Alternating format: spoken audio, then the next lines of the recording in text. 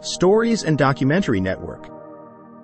High in the northern Ethiopian highlands, where the mountains rise like ancient guardians and the morning mist drifts slowly across forgotten stone fields, lies the memory of a kingdom almost lost to time. A kingdom that once rivaled Rome, Persia, and the great empires of the East. Its merchants crossed seas, its rulers carved stories into granite, and its influence stretched across continents. Yet today, its name is whispered only faintly in classrooms and history books.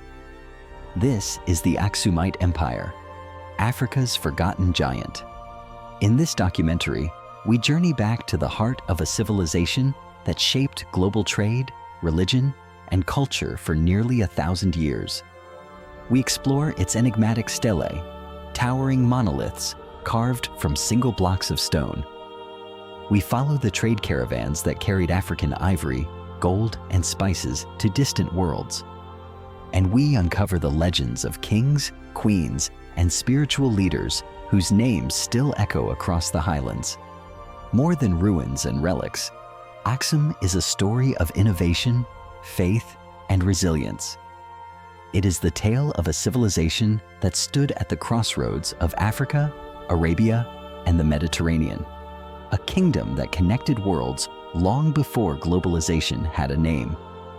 Join us as we unravel the secrets, achievements, and enduring mysteries of a mighty empire that time tried to erase, but could never truly silence.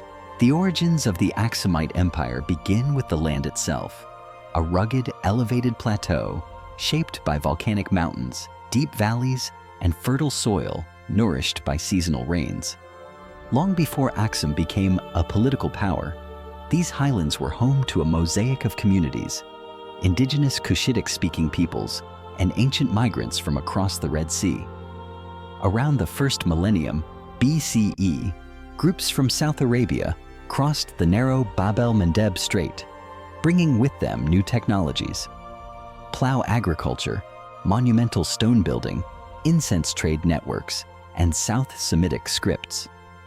Instead of overtaking the region, their culture blended seamlessly with the local traditions, producing something unique, neither African nor Arabian, but Aksumite. This fusion laid the early foundations of a civilization destined for greatness. By the 1st century CE, Aksum was emerging as a kingdom. Its capital, also named Aksum, developed around a fertile valley that offered abundant water and natural protection. Farmers terraced the steep slopes, cultivating teff, wheat, and barley. Herds of cattle grazed on highland pastures, while artisans in the city produced pottery, tools, jewelry, and finely woven textiles. Aksum's real strength, however, came from its geography. Positioned between the African interior and the Red Sea, it became a crossroads of cultures and commerce. The port of Adulis, located along the Red Sea coast, acted as its window to the world. Greek, Roman, Indian, and Arabian merchants passed through its markets, exchanging goods, stories, and ideas. Ivory, gold, obsidian, animal skins, and aromatics traveled northwards. In return came wine, glassware, metal tools, spices, and luxury products from across the Mediterranean and Asia. By the 2nd century, Aksum had grown into one of the great powers of the ancient world. Greek geographers ranked it alongside Rome, Persia, and China. Its rulers began expanding their influence deeper into the African interior and across the Red Sea into southern Arabia. Inscriptions carved into rock recount victories, tributes, and alliances, revealing a kingdom confident in its might. What began as a blend of cultures had transformed into a rising empire, one whose fame and power would soon resonate across continents. To understand Aksum at its height is to enter a world rich with color, belief, artistry, and innovation. A world shaped by diverse influences, yet unmistakably African in its character. Daily life. Daily life in Aksum was grounded in agriculture. Families lived in stone houses with flat roofs, often clustered on terraced hillsides overlooking valleys of cultivated fields. Farmers grew barley, wheat, sesame, and the ancient grain teff. Women baked flatbreads, fetched water from springs, and managed households. Men guided oxen through terraced fields or tended livestock, especially cattle, which played an important cultural and economic role. In urban centers like Aksum, life was much busier. Craftsmen shaped iron tools, fired pottery, and created exquisite gold jewelry. Traders filled open-air markets with spices, perfumes, and goods from distant regions. The streets echoed with multiple languages: Cushitic dialects, Ge'ez, Greek, and South Arabian, revealing Aksum's cosmopolitan nature, social structure. Aksumite society was organized in a clear hierarchy. At the top stood the king, believed to rule by divine right. Nobles and regional governors managed provinces, collected taxes, and oversaw military forces. Priests played a powerful spiritual role, maintaining temples, conducting rituals, and advising the elite. Beneath them were farmers, artisans, traders, and laborers, the backbone of the kingdom. Slaves, often war captives, also formed part of society, working in households and fields. Religion and spirituality. Before the arrival of Christianity, Aksumite religion centered on a blend of South Arabian and indigenous African traditions. Temples were dedicated to gods such as Astar, Mahram, and Biher. Rituals often involved offerings and animal sacrifices, appealing for protection, rain, or success in battle. Kings were considered chosen by the gods, and their victories were seen as divine approval. But in the 4th century, a profound spiritual shift occurred. Influenced by a young foreign captive named Frumentius, King Ezana embraced Christianity. This conversion reshaped Aksum's identity and left a legacy that continues today in Ethiopia's Christian traditions. Art and architecture. Aksum's artistic achievements remain among Africa's most extraordinary. None are more iconic than the stelae, towering stone monoliths carved with intricate patterns resembling multi-story buildings. Some feature false windows and doors, symbolizing the passage between the world of the living and the dead. These stelae were placed over underground tombs of rulers and nobles, marking their eternal presence. Royal palaces, built with thick stone foundations and elegant multi-room layouts, rose above the landscape like fortified mansions. The use of monkey head architecture, wooden beams protruding from stone walls, created structures that were both functional and aesthetically striking. Writing and literature. Aksum was among the earliest African civilizations to develop a written script. The Ge'ez language, inscribed on stone tablets, coins, and royal decrees, grew into a full literary tradition. Even today, it serves as the sacred language of the Ethiopian Orthodox Church. Economy and trade. Aksum's prosperity was rooted in one thing: trade. Through the port of Adulis, goods flowed in and out of the empire. Caravans carried ivory and gold from deep within Africa. Spices, textiles, beads, and metal tools arrived from India and the Mediterranean. Roman emperors prized Aksumite ivory so much that they mentioned the kingdom in official documents. The Aksumites minted their own coins: gold, silver, and bronze, a rare achievement in ancient Africa. These coins traveled far across the world, proof of the empire's economic influence. A cosmopolitan spirit. What truly defined Aksumite culture was its openness.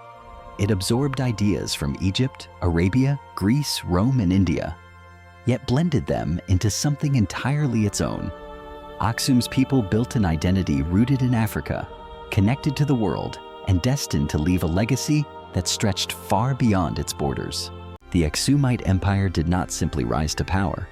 It engineered a legacy of achievements so remarkable that many remain unmatched even today. Its innovations were not confined to one domain, but spread across architecture, trade, religion, engineering, and global diplomacy, making Aksum one of the great civilizations of the ancient world. Perhaps the most breathtaking of all Aksumite achievements are the monumental stelae.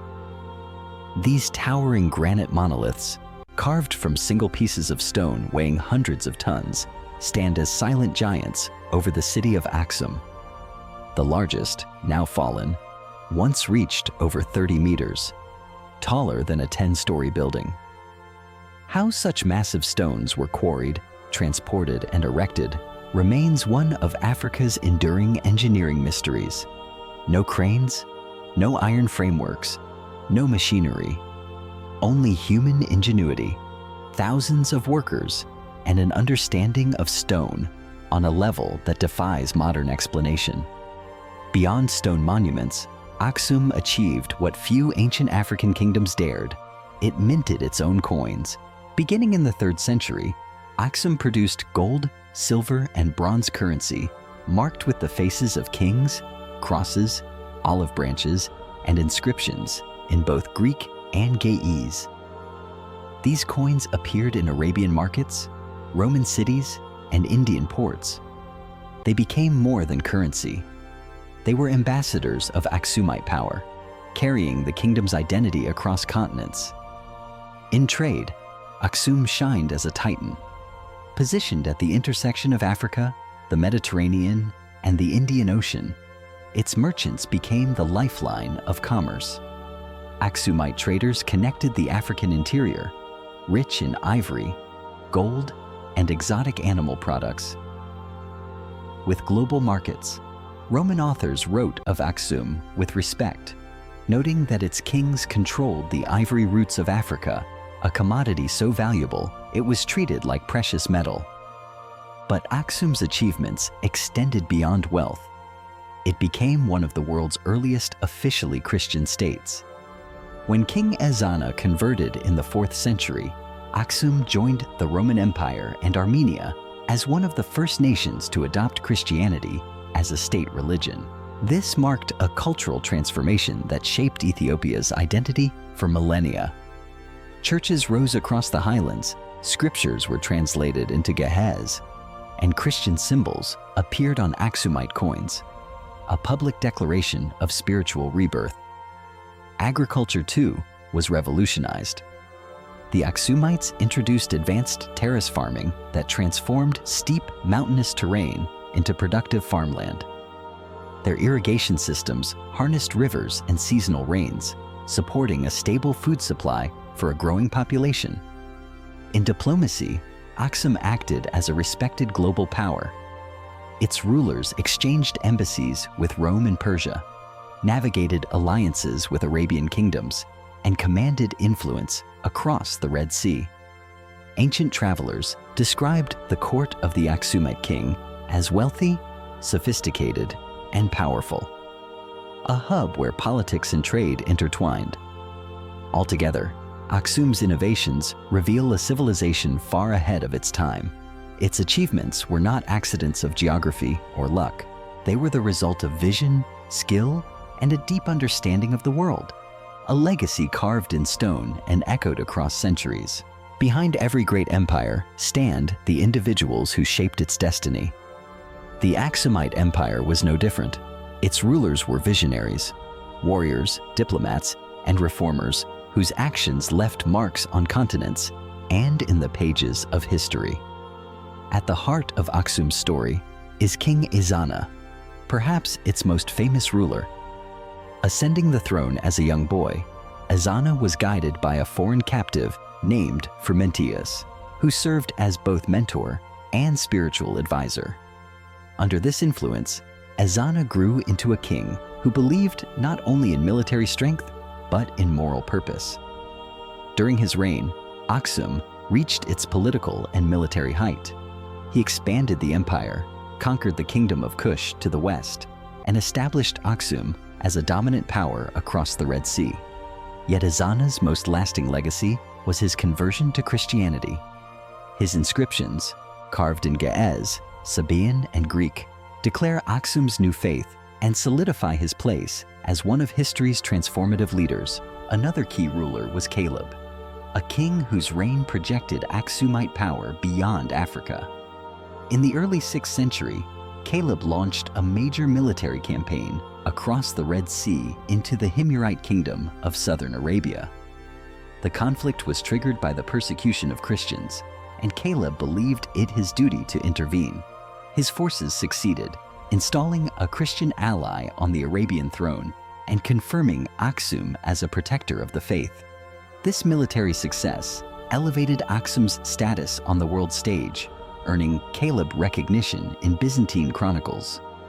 Before them, earlier kings had laid the foundations of Aksum's rise. Zoskalis, mentioned in the ancient Periplus of the Erythraean Sea, is described as a ruler deeply involved in trade, controlling the port of Adulis and shaping early commercial networks. Though details about his reign are scarce, he stands as one of the earliest known Aksumite kings. Other rulers whose names survive on coins and inscriptions contributed to the empire's expansion, economic reforms, and monumental building projects. Kings like Endubis, who issued the first Aksumite coins, or ausanas, credited with strengthening ties with foreign powers. These rulers were not only political leaders, but symbols of divine authority. Their crowns, their inscriptions, and their monuments were crafted to reflect power bestowed from the heavens. Their actions shaped a civilization whose influence spread far beyond its mountainous homeland. Together, these figures created the narrative of an empire, its rise, its glory, and its enduring legacy. No empire rises without facing storms, and Aksum was no exception. Throughout its history, it confronted wars, rival kingdoms, shifting trade routes, and environmental changes that gradually tested its strength. One of the earliest and most significant conflicts was Aksum's interaction with the Kingdom of Kush. Located in what is now Sudan, Kush had long dominated trade routes along the Nile and into the Red Sea. As Aksum expanded westward, tensions grew between the two powers. Under King Ezana, Aksum launched a decisive military campaign that resulted in the defeat and eventual collapse of Kush's remnants. Though celebrated as a triumph, such campaigns placed heavy demands on Aksum's resources and military. Across the Red Sea, the Himyarite kingdom of southern Arabia also became a focal point of conflict. Aksum's rulers viewed Himyar not only as a trading partner, but as a region of strategic importance. When persecution of Christians escalated in the early 6th century, King Caleb crossed the sea with a powerful fleet. The campaign succeeded, but maintaining influence in Arabia proved difficult. Revolts, political instability, and the rise of new powers, particularly Persia, weakened Aksum's foothold. Trade, the very lifeblood of Aksum, also brought challenges. As global powers shifted, so too did commercial routes. The rise of Islam in the 7th century transformed trade across the Red Sea and the Arabian Peninsula. Muslim merchants began dominating the coastlines, and Aksum found itself gradually isolated from the international markets it once controlled. Environmental pressures further strained the empire. Evidence suggests that parts of the Ethiopian highlands experienced soil exhaustion and deforestation. As agricultural yields declined, supporting large populations and armies became increasingly difficult. Droughts may have worsened these hardships, disrupting food supplies and weakening economic stability. Internal challenges also emerged. As provinces grew distant and trade revenues decreased, regional leaders gained more autonomy. The central authority of the king weakened, and local factions competed for power. Without the strong economic foundation that once unified the empire, Aksum struggled to maintain cohesion. Meanwhile, new powers emerged to the north and east, pressuring Aksum's borders. With dwindling resources, the empire could no longer project the military strength it once had. These conflicts, external economic, environmental, and internal, gradually eroded Aksum's foundations. Yet, even in decline, the resilience of its people and culture endured, carrying the legacy of their empire forward into new eras. For centuries, the Aksumite Empire stood as a giant in Africa, an empire of global traders, master stonemasons, and spiritual innovators whose influence reached from the Nile to the Indian Ocean. But even the greatest powers are not immune to the slow turning of history. Aksum's decline was not a single catastrophic collapse. Instead, it was a long unraveling shaped by climate, conflict, and shifting trade winds that gradually dimmed the empire's once brilliant star. By the early 7th century, the world around Aksum was changing. The rise of powerful Islamic caliphates across Arabia and the Middle East reshaped the economic map of the Red Sea. For centuries, Aksum had dominated these waters. Now, new Muslim ports began to redirect trade routes that once flowed through its harbors. Ivory traders, merchants of frankincense, and foreign ambassadors slowly drifted toward emerging markets. Aksum found itself increasingly isolated from the commercial world it had helped build. Climatic shifts also played a silent but devastating role. Archaeologists and environmental scholars describe a gradual period of drought and soil exhaustion that weakened Aksum's agricultural base. The highland fields that once fed armies and cities began to produce less. With shrinking resources came political strain, rising tensions, and reduced capacity to project power beyond its borders. Then came the military pressures. In the 6th and early 7th centuries, Aksum suffered repeated conflicts, including its campaign in South Arabia, an initially successful expedition that drained the empire's treasury and drew it into prolonged entanglements. Meanwhile, emerging regional groups, such as the Beja and the Aga, began pressing against its weakened frontiers. In time, Aksum's control over its outlying provinces slipped away, leaving the core kingdom increasingly vulnerable. By the 8th century, the capital itself was quietly abandoned. Aksum did not fall in flames. It faded into the shadows of the mountains. The once mighty city of granite stelae and royal courts was left behind as political power migrated southward, eventually giving rise to new Christian kingdoms that inherited Aksum's culture, faith, and language. In many ways, Aksum transformed rather than died. Its writing system, its religious traditions, and its dynastic claims lived on through the kingdom of Ethiopia.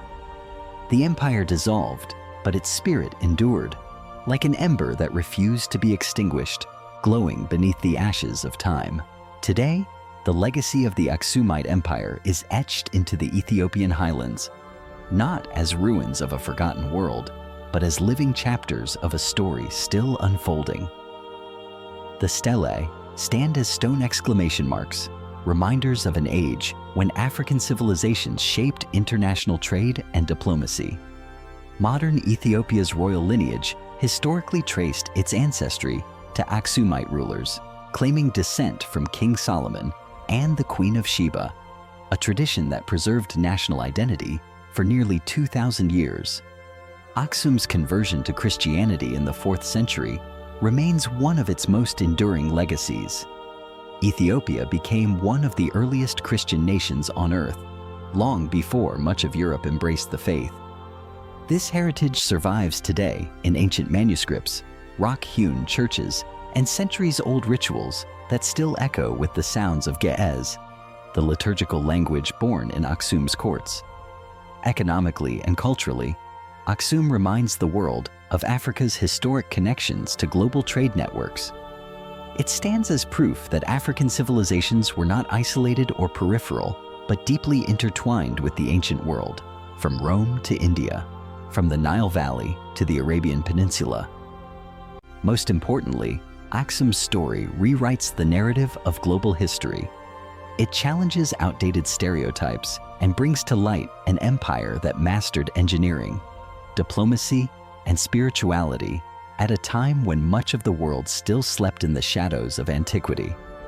To study Aksum is to rediscover a chapter of human achievement too long overlooked. As the sun sets over the highlands of northern Ethiopia, the shadows of ancient stelae stretch across the earth like the hands of time reaching toward the present. The wind that sweeps across these stones carries whispers, stories of kings, merchants, priests, and dreamers who built an empire that touched 3 continents and shaped the destiny of nations.